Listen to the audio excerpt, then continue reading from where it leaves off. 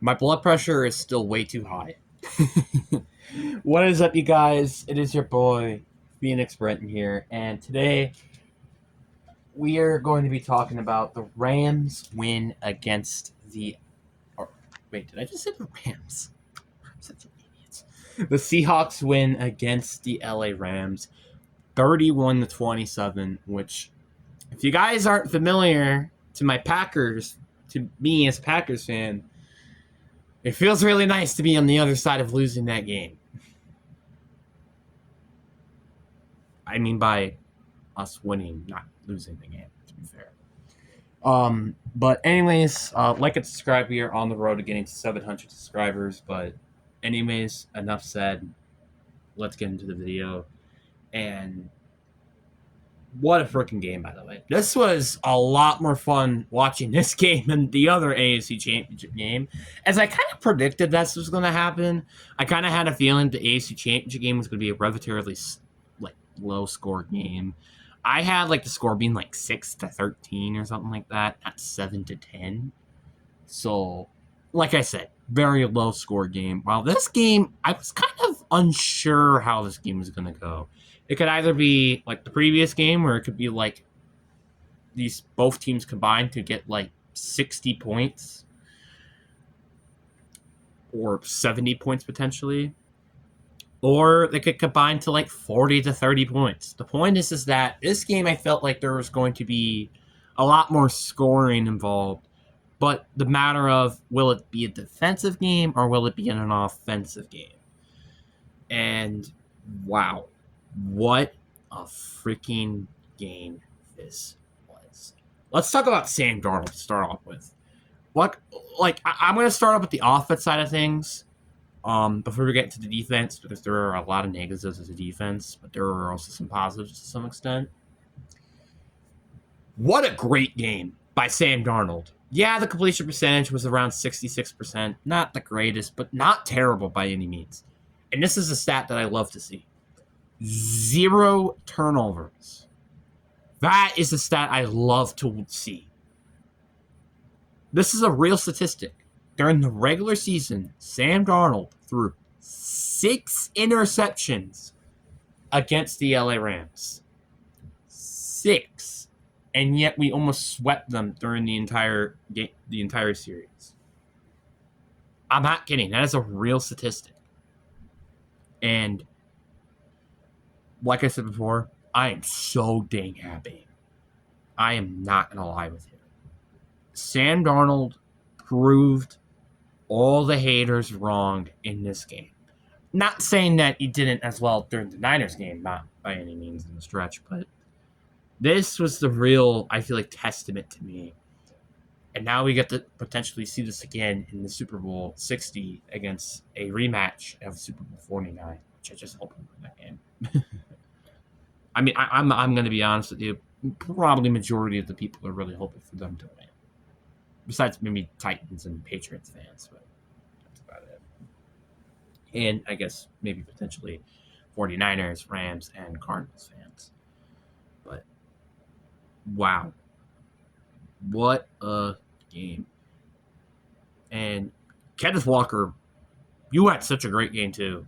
I don't know how many touchdowns he had. He had a lot of scrimmage yards. I don't know how many he had exactly with that either. But man, he had such a great game. Making plays when we need to. Making huge run plays. I bet you he averaged probably more than 4 yards per carry in this game. That's how good this guy played. I feel like if I had to give player of the who was the MVP in terms of the offense, I'd say it's probably Kenneth Walker.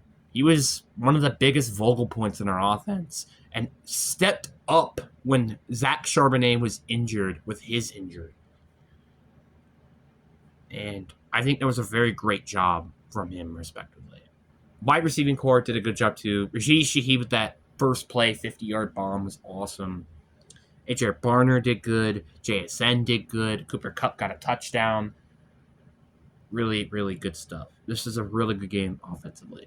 Now, I do want to talk about the negatives before we head to the defense.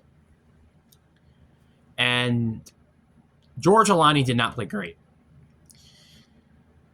George Alani played a little bit of a mixture there. He didn't play great when we were giving him the ball on the run. He was an okay pass catcher, though, I will admit. Yeah, there was that one play, but I don't really blame him. I was kind of Sam Darnold just being under pressure. But outside of that, I really don't have a complaint for George Alani. The another complaint I do have, and I guess it's a little bit of a nitpick complaint, is that why were we not using other playmakers more often? Like, Raheem Shaheed did not get the ball very much. I think he probably got the ball at least 2 times this game, and that's only including the offense. Cooper Kupp, I felt like, could have been more of a vocal point on our offense. Same thing with A.J. Barner, because Zach Charbonnet was injured, and heck, even George Alani. Like, I'm not saying I hate Kenneth Walker and JSN. They're great players. It's just sometimes you do kind of have to give it to your B seed ranked players, like those players right there. Just saying it as an example. But then an actual complaint. The offensive line did not play good. I think we allowed 2-3 sacks this game and 3-4 four-ways or something like that. And we had, I think, 2-3 penalties as well. You kind of get the point. The offensive line did not play great. I think outside of all that stuff, they played awesome during the entire game. They did a great job, especially at run blocking. That was where they really did really well. Pass blocking, they could definitely play better. I think outside of the pass blocking, they did a really great job in this game. The real big culprit of why I feel like I don't like the offensive line that much was Anthony Bradford. I was probably the one guy I really full-on complain of why this offense, like, sometimes just didn't click, was because of Anthony Bradford. That's my personal opinion. Now let's talk about the defense, and this was a little bit more of the negative side of things. I will talk about the positives a little bit later, but let's start off with the negatives. Allowing 27 points was not great. We allowed 13 points in the first half, 14 points in the second half. Not terrible when you're looking at it, but it's not great looking at it that you allowed 2 touchdowns in the second half. While the other time, you allowed 2 field goals and a touchdown. You know which one I prefer. And we did not tackle. All right? Tackling was very, very bad in this game. We struggled a lot in terms of the tackling, but we did good enough to obviously win the game. And, I mean, I have to mention this. Rick Woolen, what the hell? What the actual hell was that? That was pretty atrocious performance. He did have good plays here and there, I will admit. But the one thing I'm talking about in particular is this one drive. We have a 4th and 12. The Rams are about to punt the ball, and Rick Woolen gets a taunting penalty, a.k.a. the most preventable penalty in the entire game of the NFL. And he committed it. Got a first down. You know what happened that play on the 1st and 10? Deep shot downfield to Puka Nacua for a touchdown. And guess who was guarding Puka Nacua that play? You guessed it. Rick Woolen. You're so lucky that you won this game. I'm gonna be honest. You are so lucky because I'm saying this to myself when I watched that happen. I'm like, you bet your sweet butt if we lose this game, you're not coming back. I mean, I don't even know if he's coming back after that play because we almost lost the game because of it. Literally. I'm not kidding. The game could have been done way quicker if that did not happen. But now let's get to the positives. We did a really good job first half. This was a very good first half defense. We did a really good job not allowing big plays deep majority of the time. And obviously only allowed 1 touchdown. And Nick Ebenworthy had such a great game. great job pass deflecting. Great job tackling. Just making plays. That was what we drafted Nick Warby for. This is what we did for him. And he has panned out perfectly. Better than I ever imagined. I remember looking at this guy back in the NFL draft. I'm like, oh, this guy could be a stud. Develop him correctly. And guess what? That is exactly what's been happening. He is a stud. And Mickey plays late. As a Packers fan, this is what I dream of. Is making plays late. It don't matter what happens in the first 3 quarters. If you can win the 4th quarter, you win the entire game. It's simple as that.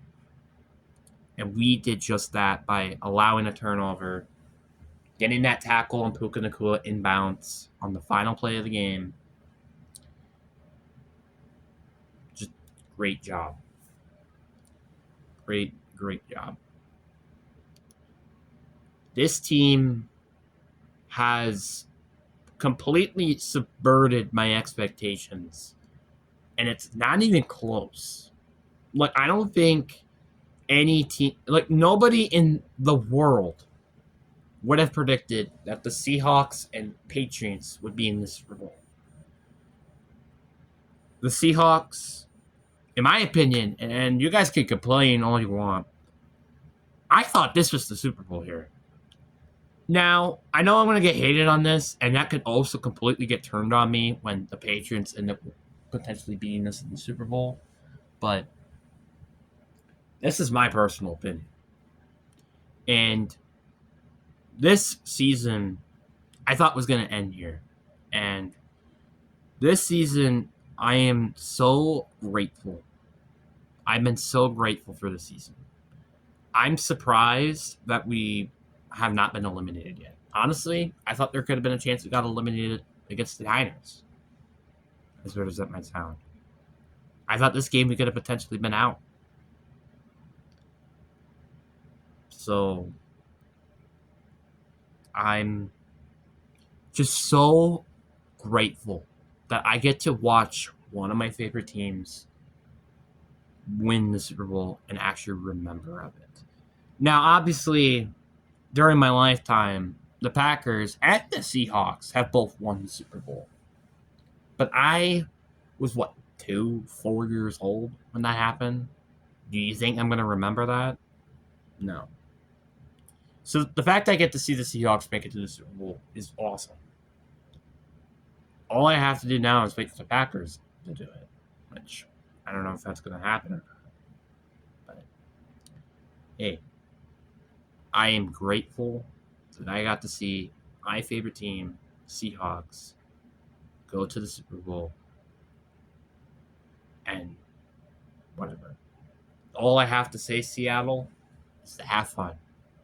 That is all I have to say. Have fun and play your best.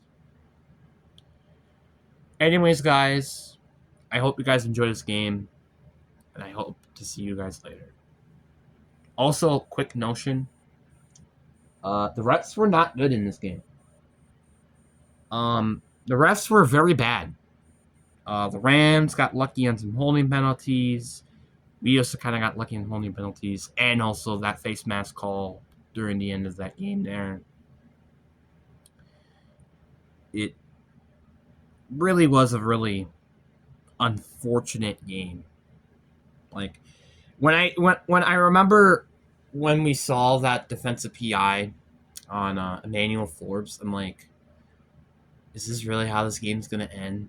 By them because of a penalty with like that? I kind of felt bad for LA. I'm sorry. Like, I felt bad for LA there.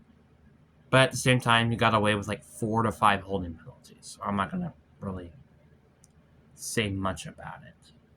But anyways, I hope you guys enjoy. Peace. And see you guys next time I make this video.